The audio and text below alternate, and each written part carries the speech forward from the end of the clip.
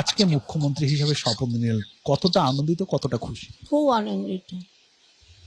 আমার থেকে মনে হয় এই বাংলার বেশি লোক আনন্দিত, তাই না?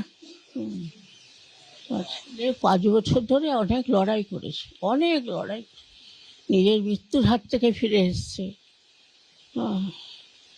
নন্দীগ্রাম পর্বে একেবারে কাছ থেকে তিনি আন্দোলনে নেতৃত্ব দিয়েছিলেন, সেই সময় দিনগুলো কেমন ভাবে কাটতো? কাটতো খুব, ও খুব টেনশনে থাকতো না, আমরা থাকতাম কি হবে কি হবে। শুভেন্দুবাবু কি খুব রাগী?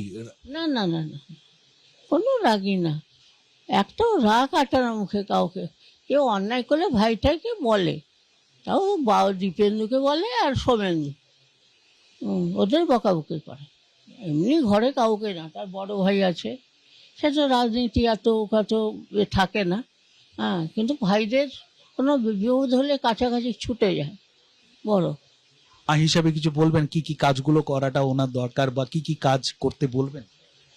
ওই বলবো, ওই আপনার অভয়া, ওই ওই ব্যাপারটা দেখতে বলবো।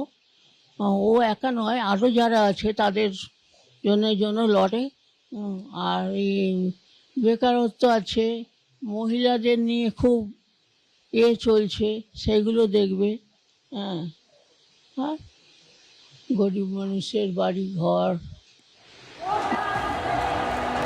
শুভেন্দু অধিকারীর মায়ের বক্তব্য শুনলেন। মা আজকে গর্বিত তার মেজ ছেলের জন্য।